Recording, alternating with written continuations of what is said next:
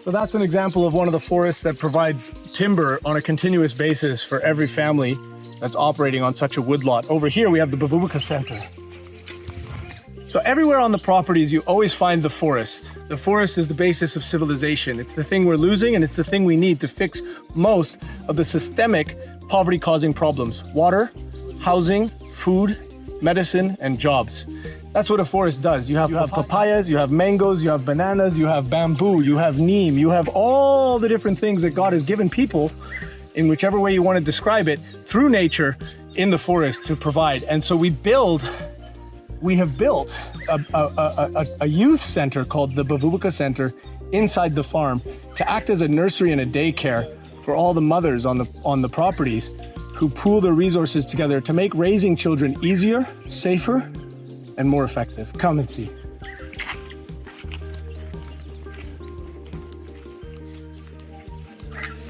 So here you can see that we're rebuilding some of the original structures because they were neglected over time. There was a lot of transitions.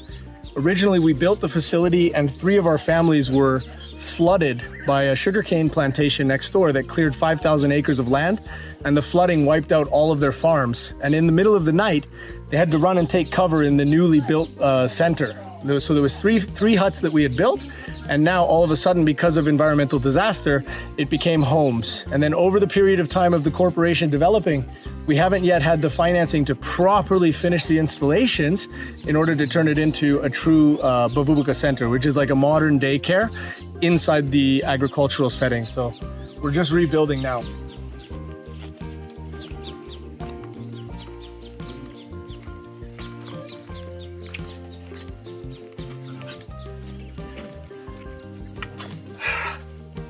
So this simple setup, kind of like a mining site almost in the beginning, as you're pioneering all of this water system and all of the power systems that we're using, we put in ourselves. These are not provided by anybody except our own, financial and hard-earned work.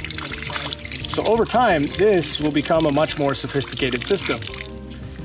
And you'll see it go from like a mining site looking feel and a real rural, hardcore village setting, and you'll see it turn into this sort of neo-village, which is completely carbon negative, like to the umpteenth degree, the highest accolades in carbon negativity, and totally organic and producing thousands of products from hundreds and hundreds and hundreds of raw materials that are available in the jungle context, in the Great Lakes region of East Africa. Okay. So this is one of the last remaining structures, and when you first finish these structures, they look beautiful, they're strong, they have a lot of integrity. But over time, if they're not cared for, if you don't do insect prevention, you get a lot of mold, you get a lot of different bugs and birds and lizards coming into them that slowly degrade them over time. So now what we're trying to do is a more robust form, whereby we realized that the more you have people living in a structure, the stronger it remains, okay? Because the human activity creates a clean zone around the house, the domicile. So it's very important when you use and build natural materials that you make sure there's always a dedicated family that's there, and they have support from your organization or your company to be able to ensure that the insects and the mold and the water systems and the housing systems are given the materials they need to survive over time. And mostly they do it themselves. But every now and then, a little bit of help goes a long way. So that's what we're doing here. Over here, they're smoking fish.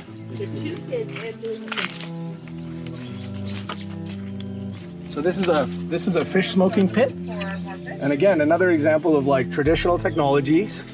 We've had major flooding, so the lake has come very close to us because we're in a flat area of the country. So our wetland, it filled up almost 70 acres. So now they're getting a lot of small fish, and the children are already learning at a young age how to clean and prepare their food. This is nature, this is reality, right?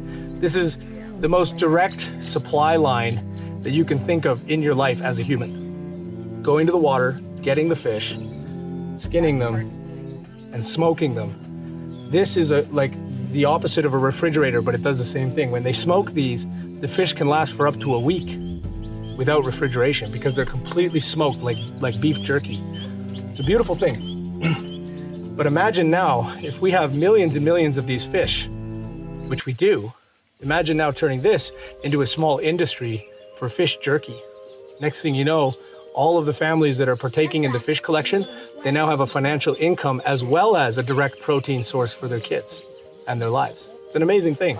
So through the Bavubuka Center, we aim to improve the living standards and the conditions that people are living in so that they adopt new materials and new technologies and apply them with their ancient techniques of living with nature so that we have a modern version of the rural jungle context.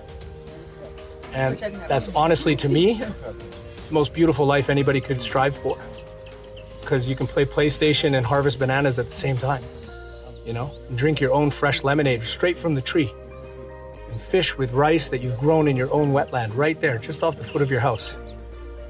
So these children that come through this facility, the Bavubuka Center and the farm, they end up with a vision for that really good modern life, but maintaining their own supply lines. And that might be scary to some of you that want to take advantage of them. Because here, when you see a sustainable farm, first and foremost, you don't need the supermarket and you don't need a vehicle. Because everything you have, mostly, is right within your environment.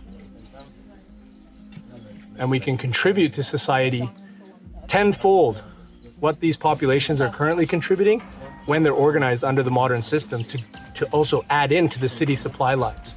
That's the objective.